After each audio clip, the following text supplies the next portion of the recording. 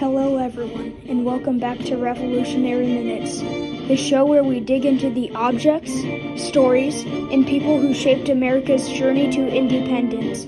I'm your host, Hunter Horsey. Today we're diving deep into the two weapons that not only armed soldiers, but shaped the very character of the Revolutionary War.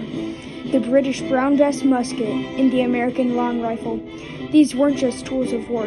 They represented two worlds, two cultures, and ultimately two different versions of how conflict should be fought.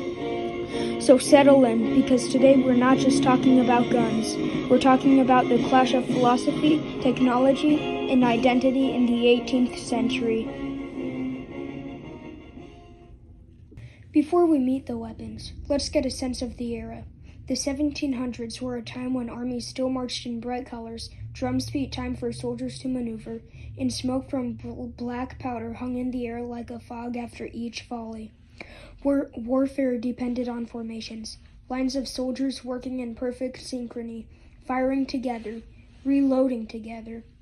But in the American colonies, life looked different. People lived spread out on the frontier. Wild game was plentiful, and rifles, precise, carefully crafted rifles, became tools of survival as much as tools of defense. When the revolution erupted, these two worlds collided violently, and at the center of it all, two firearms that couldn't have been more different. Let's start with the Brown Bess. Even the name sounds iconic, and maybe a little mysterious. The origin of Brown Bess is debated. Some say it refers to the brown varnish coating the musket's barrel. Others claim it was a slang for a common woman, hinting at how widespread the musket was.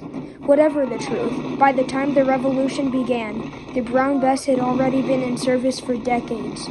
Imagine a musket almost 5 feet long, my height, weighing nearly 10 pounds. It had a 75 caliber ball, huge by today's standards, and a smoothbore barrel. That smooth barrel was key.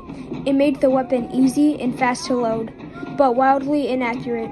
At 50 yards, you could probably hit a man. At 100 yards, maybe. Beyond that, well, let's just say good luck. But this wasn't a flaw. It was a feature designed for battlefield tactics of the era. British troops drilled endlessly, could load and fire the Brown Bess 3 or 4 times a minute. Thousands of muskets needed firing at once. Created a storm of lead that didn't need precision. It simply needed math. Add in a 17-inch triangular bayonet, and suddenly the musket became a spear, a weapon for close combat that terrified even seasoned troops. To the British, the Brown Bess symbolized discipline, uniformity, and imperial military might. It was the sound of an empire. Now let's turn to the American long rifle. While the Brown Bess boomed across Europe, the long rifle was quietly taking shape in workshops scattered across Pennsylvania, Maryland, Virginia, and the Appalachian frontier. Crafted by German and Swiss gunsmiths, these weapons were works of art. Long, slender barrels stretching 40 inches or more, carved stocks, and most importantly, rifling, spiral grooves that spun the bullet like a quarterback throwing a perfect spiral. The result, a weapon so accurate that stories, some exaggerated, some not, emerged of riflemen hitting targets at 200 or even 300 yards, much better than the Brown Bess. But the long rifle was not a soldier's weapon. Well, not at first. Rifling made it slow to load. It couldn't use a bayonet.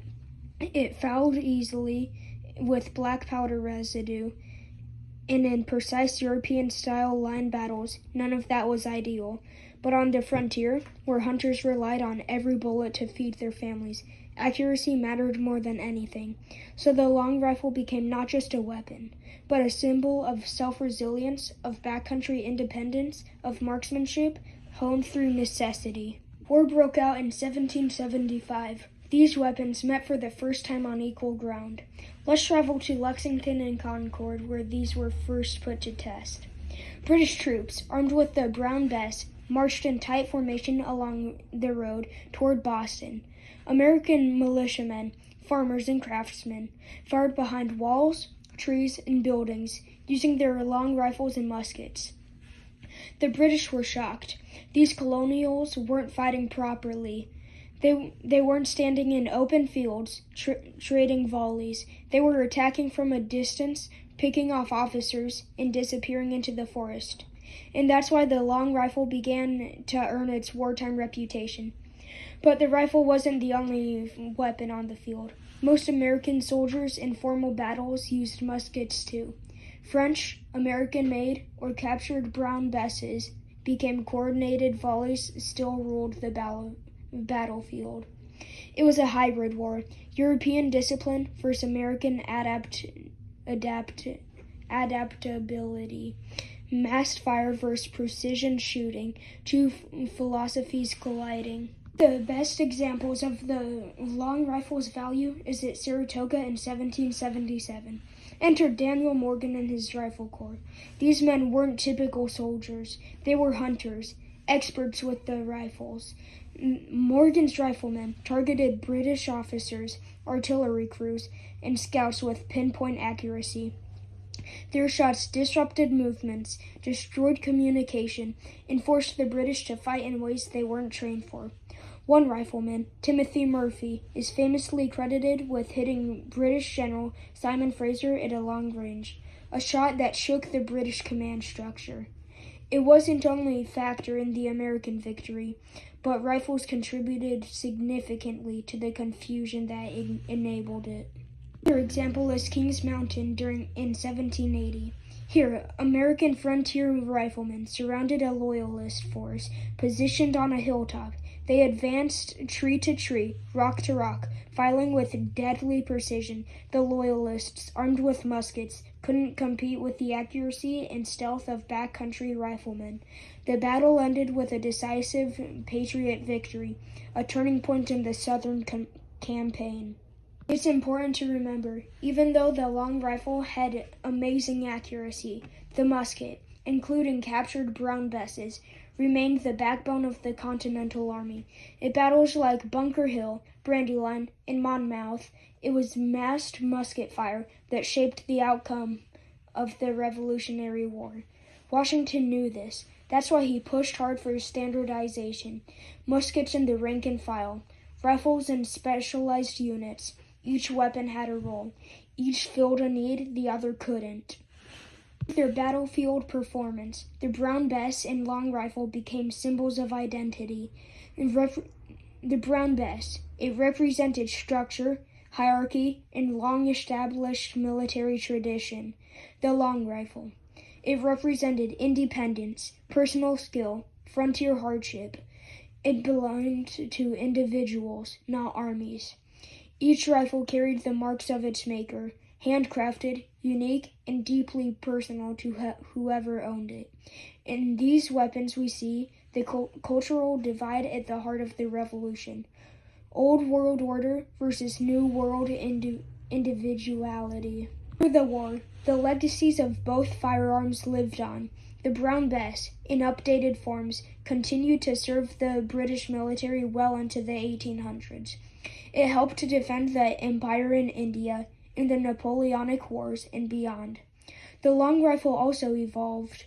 It became the classic Kentucky rifle, celebrated in folklore and song as Americans pushed westward.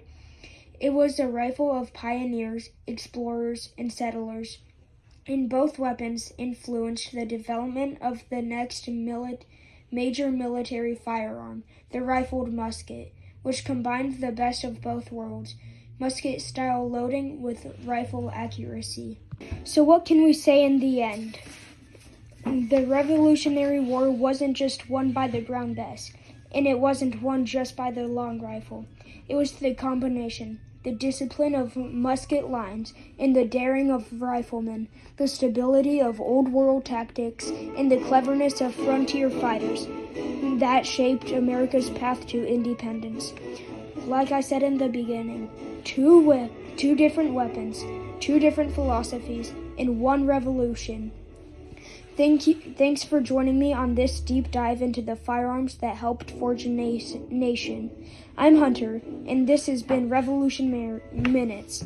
If you enjoyed today's episode, please subscribe, share, and stay tuned. There's plenty more history on the horizon. Peace out.